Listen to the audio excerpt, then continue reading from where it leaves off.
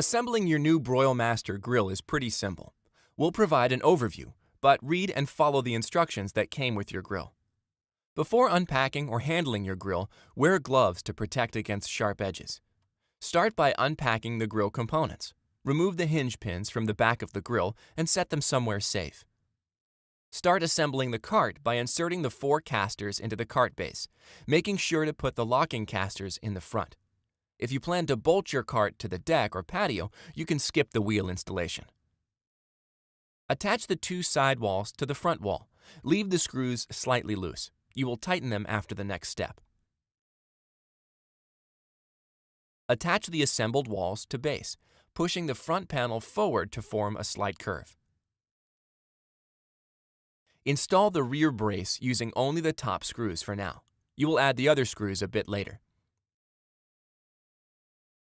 Install the rubber guard and the bushing to the front of the cart. The igniter wires will pass through the bushing. Tighten the screws on the cart base before we turn our attention to the grill head. Note, if you're using a cart, place the drip cup support on the post before you attach the grill head. Insert the burner hold-down screw through the bottom of the grill casting and secure it with the nut. Use 4 bolts to attach the bottom casting to the cart.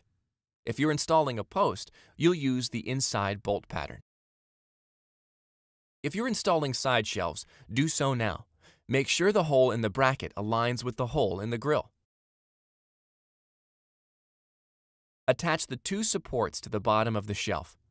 Tighten one, but leave the other a little loose.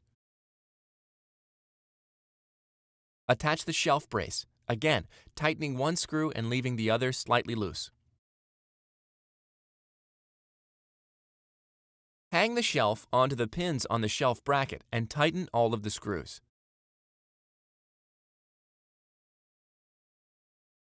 Place the wind deflector in the bottom of the grill.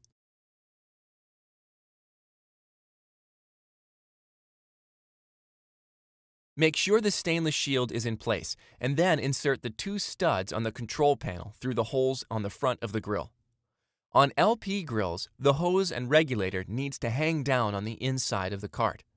Attach the control panel with the 2 locking nuts. Attach the igniter grounding wire to the burner.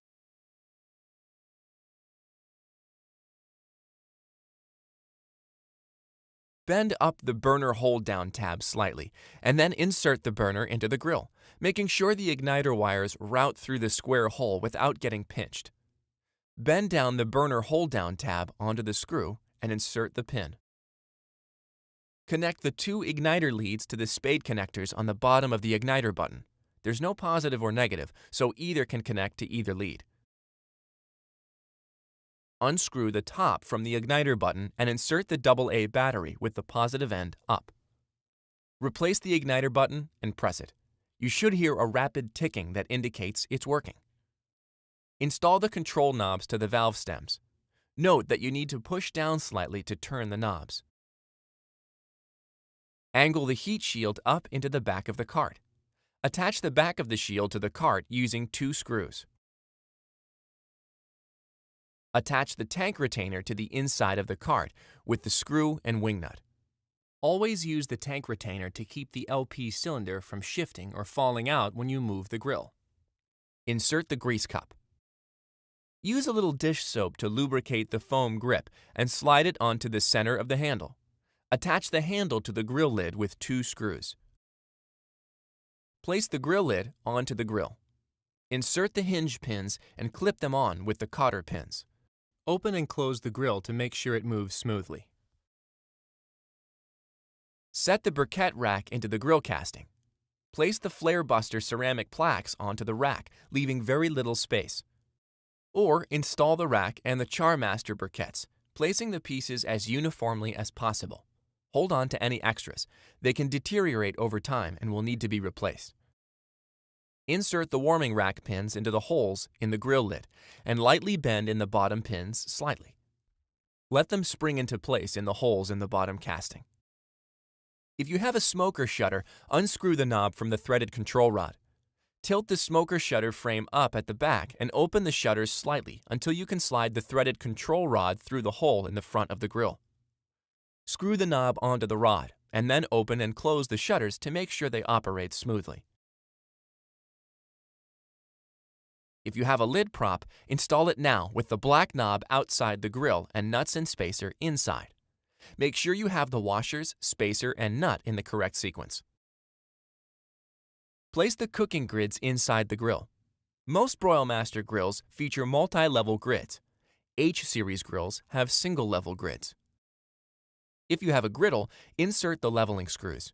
Once you have the grill in place, and before you light it, leveling the griddle with the screws will help you make perfect pancakes.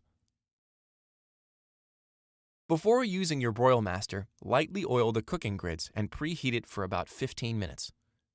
Your grill is now ready for a lifetime of great outdoor cooking. If you ever need accessories or parts for your grill, contact your BroilMaster dealer.